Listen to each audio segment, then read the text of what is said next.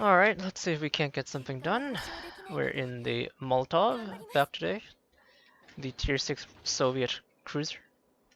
Or Tier 6 Soviet premium cruiser, the counterpart to the Badioni, an excellent texture cruiser. We're on the map New Dawn and it's a standard battle, and we are middle tier with a carrier in the game. Spawning here in the north. Been trying to just get a rather celebratory commentary out, but as is the case with live casting games frequently, sometimes your team just rolls over and doesn't want to win, so I guess that's just World of Warships for you. Anyhow, the Molotov is a fairly lightly skinned and armored light cruiser. 28,000 health, puts her on the low end of tier 6 cruisers. No heal or anything. And then standard Soviet cruiser consumables for the middle tier ships. So that's damage control, defensive fire or hydro, and the spotter plane. Now she does have the distinction of having the Russian 180mm. This is not quite the same iteration as the Dmitry Donskoy's 180mm at tier 9. It lacks quite a bit of range in comparison with only 15.5 stock. I'm spotted with my mediocre detection range. But nevertheless, it does share the standard Russian ballistics of good performance over range. Now as this Leander does pop up, looks like there's two destroyers close to him, the Minsk that was beside him and another one that just smoked up. It's going to give me broadside, so I'm going to try and show off the powerful Russian 180. Do take some fires from the Omaha, so I'm going to have to pop my damage control. Overpens on the Leander, unfortunately. The unarmored Omaha showing up again. I'm not sure if the Russian 180mm, ouch, is able to overmatch tier 5s. I know 203s can, but not as certain with regards to these 180s, which are a bit smaller in caliber. But we will see. As I kite away with my high speed, the Molotov does 36 knots. Most of the enemies are leaving my engagement range, so I'm going to switch back to the high explosive. See if we can't relight some fires on that Normandy. I am undetected, thanks to hiding behind the Leander's smokescreen, looks like. So I'm going to take advantage of that and just farm from safety for as long as possible. Normandy appears to be executing a full turn, leading to me under-leading him by a fair bit. He's at the edge of my range as well. So if he continues, I probably will have to pop my spotter plane, just waiting on my reload, so he's at the edge of my range now, which is why so many of my shells are missing. I do become plane spotted by the proximity of a ranger's planes. Not going to worry too much about them though, because they don't appear to be harassing me. Do just relight the fire on the Normandy, which is going to prompt me to switch over to a different victim. In this case, let's go for this Königsberg, who's getting rammed just like I'm getting rammed by this Helena. Thanks very much, Mr. Tonka. Now fortunately, thanks to my long reload, it doesn't really matter. It's only obstructing me for a little bit. Looks like Normandy did put out the fires I put onto him. And we can't have that, so let's try and relight them.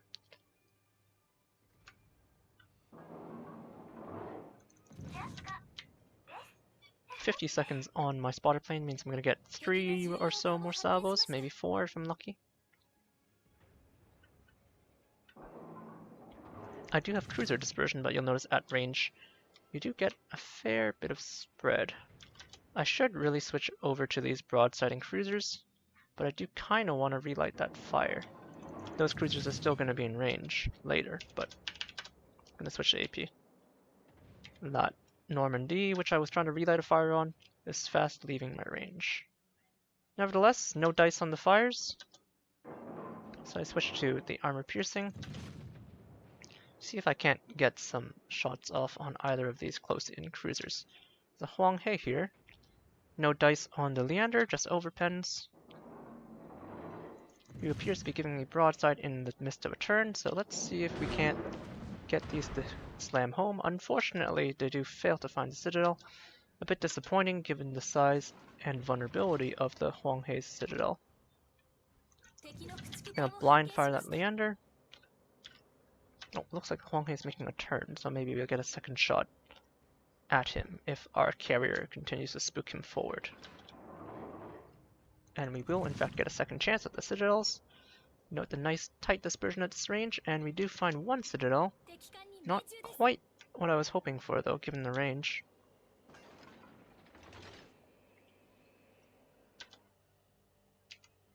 This guy's reversing. An Al-Shari. We'll see what the 180s can do. Huanghe does pop up, but he's gonna disengage out of our range. I do get a citadel on the Al-Shari at range, showing off the impressive penetrating power of the Soviet 180mm.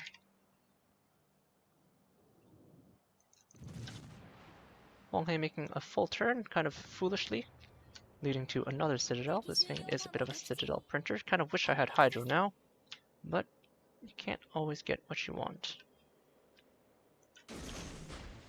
Oh, okay, so Al-Shari's gonna spot us and we're gonna be completely broadside.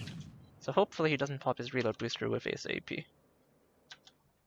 Oh, he does have AP loaded for whatever case, so he do take some damage. Molotov fairly thinly armored. Gonna use AP, of course. I cannot overmatch his bow. He's still firing AP, so I'm gonna angle a little more. Not quite angled enough, as you see me take some full penetrations there. He appears to be making a turn, so I'm gonna switch to AP in anticipation. Now the AP is the better shell if you can use it here. Gonna be quite vulnerable during that one salvo, so this better be worth it. But you see a nice tight salvo does send the shells right into the citadel. Molotov again showing off its impressive AP for the tier. While the Donskoy tends to be more of an HE spammer because of all the high tier ships she faces, and the nature of high tier armor versus the relatively, at that point, low caliber. For tier 6, 180mm guns are actually a fairly large caliber gun. Now there still is a Jervis somewhere inside our detection bubble shadowing us, but it's kind of hard to tell where he will have gone. He definitely didn't go like here-ish. We know this because we're detected, so my guess is that he just arced back out. And I live to be proven wrong, apparently, as I missed my frontal salvo. He decided that charging a Molotov would be a great idea. My secondaries are opening up, which is never something you want to see. Let's see if I can't use these self-defense torpedoes. He's probably going to turn in, but... Okay, he's lucky I don't have Hydro. He, however, does have Hydro. I do dodge the first set of torpedoes. He has one more tube, so... Well, proximity spot him soon, though. Gonna be down to just my front guns. Don't bother greeting from my back guns. That was his firing bloom. And now I'm proximity spotting him. At this point, he's probably gonna just like ram me or something. I'm aiming without the binoculars. Going for the torpedo tubes. And my secondaries finish him before he can get any torps off or anything. Maybe he didn't have them, maybe he did. I only saw one launch, so who knows. Nevertheless, you saw the very, very high velocity close-in self-defense torpedoes would have probably contacted his corpse, or his body, I guess, not his corpse. If he had lived, I'm gonna pop my spotter in an attempt to take that shot, but he does get away. That Leander, that is. Interesting play from the Jervis. Oh, I did get some shells over, apparently. I really wish this ship had the Lazo's short cooldown spotter, but that's the Lazo's unique gimmick, I guess. This ship predates the Lazo by a fair amount of time, being very close to what I would call a release ship. Introduced around the time of the release of the Russian cruisers, who at this point are a fairly old tech tree line. Ooh, destroyer at range. Now 17 kilometers normally would be a fairly hard shot for many light cruisers because of the shell drag at long distances. But because the Russian 180 has very, very good energy retention. You can see the shells still sailing across the map with fairly good speed. Now, given those two cruisers are broadside, I'm ignoring Normandy right now, but there's a mountain between me and him. Gonna switch over to the armor piercing, see if I can't get some work done. Now they are angling to avoid something. Maybe it's a carrier, or maybe they're just angling to bring their guns to bear. As a result, I'm gonna have to switch back. Only 10 seconds left, so I'm gonna get one more salvo. Ooh, is Königsberg gonna turn broadside into my AP salvo? No dice. Oh, and my spotter is now down. Normandy is out in the open and can most certainly punish me.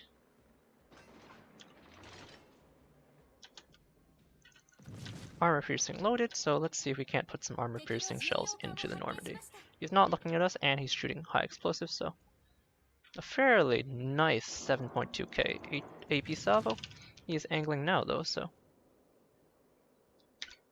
to engage this guy on the edge of my AA range. Oh wait, it's 4 kilometers. Never mind, haven't even begun engaging him yet. He's angled now, so switch over to the high explosive. But you saw there, even versus battleships, the Russian 180mm can have some fairly impressive results as I finish him off with the high explosive shells. Pretty close game, we're down a couple of points, no thanks to the lightning being in our cap for a brief amount of time. Looks like their carrier is somewhere over here. Now I don't want to challenge the carrier, but I do need to do something to change the game state. Now bear in mind there's a knife now on the map border that I need to be careful of, but at the moment my best course of action is to attack the Königsberg. Okay, full rocket plane squadron. I'm gonna pop my defensive fire. Do I expect it to do very much? Not really. Ouch. I do take down one Ranger rocket plane. That's one more than I expected to be quite frank. And the Acosta is shooting me. He's in cover now. Give me back my sector, please. Thank you. He's attacking my Mahan, who I am trying to save.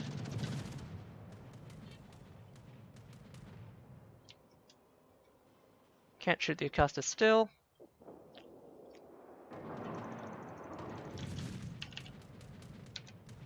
Exchanging fire with that Königsberg. He dies to my Arizona. Thank you, Arizona guy. My Mahan, however, does die in return. Ooh, Spring Sky on an Omaha is ambitious, shall we say.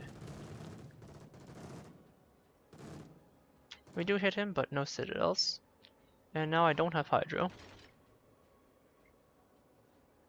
And I'm charging an Acosta, which is not a combination that is ideal for health, by the way. He does give away his position, however. I'm gonna kind of estimate as to where he is. Ooh, full Ranger Squadron. Lock my guns while I engage my AA. Never mind, unlock them. He's on the run. Give broadside to the bombers as best I can. Unfortunately, it does hit me with one bomb. Keep tracking the active squadron. Shift my guns this way. Again, sectoring as best I can. While I shift my guns this way to keep them on target with the Acosta. Whew. Good thing I'm so saturated, otherwise these bombs would be killing me. I guess it's fruitless to try and chase him. Acosta decides that he wants a piece of me. But his shells are pretty floaty, and mine are pretty damn fast. Now you can see that rocket planes are inbound for me. Nothing I can do about that. Perhaps I just shouldn't have chased. Do get a pretty good salvo onto the Acosta, but unless I detonate him, there's no way I can stop these rocket planes from nailing me. And I do at least hit him again. So we're at 90k. but we are down 4 points.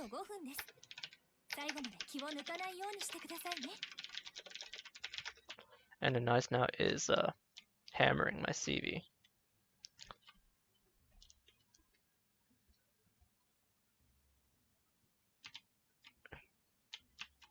Now my CV is a ranger who missed his torpedoes, so he's probably gonna die. Unfortunately. My air zone is also extremely low, which means he's actually quite vulnerable to the ranger rockets.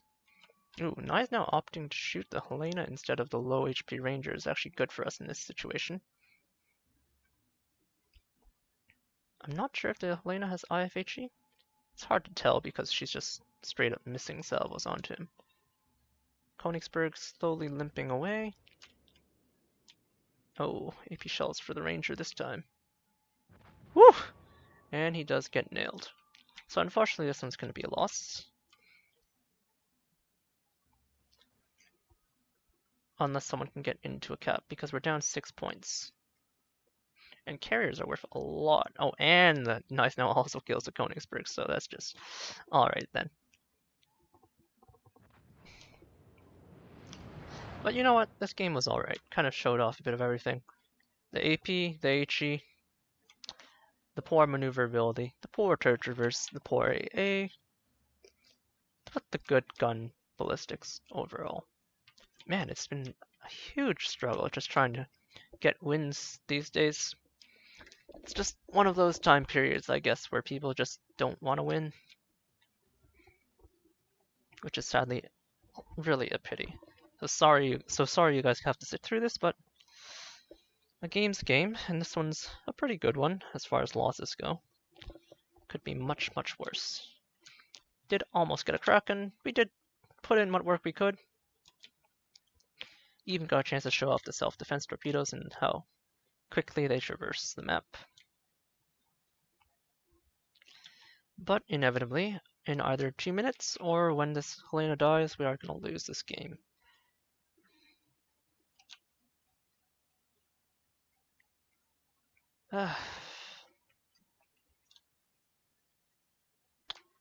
Ranger deciding to feed the Helena some experience, I guess, by dropping a fighter.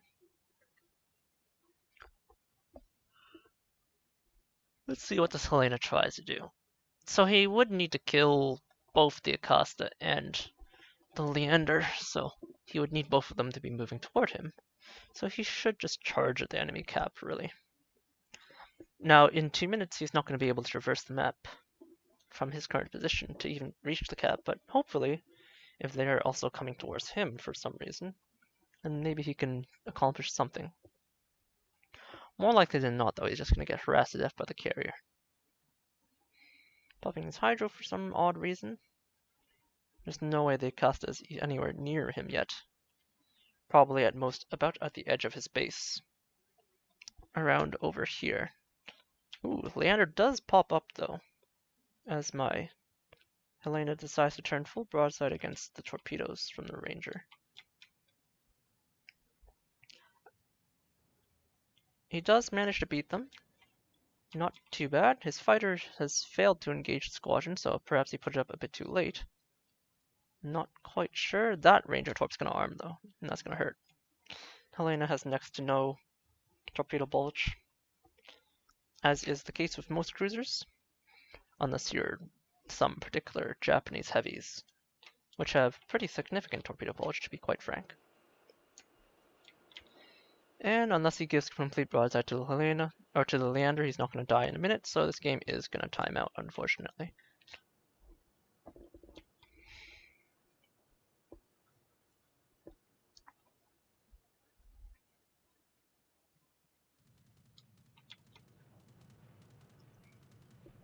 Can the Ranger and Leander kill him in 30 seconds? My answer, or my guesstimate, would be no. Especially if he dodges Ranger rockets like that, but you never know. I've seen stranger things. And I'm not talking about the TV show.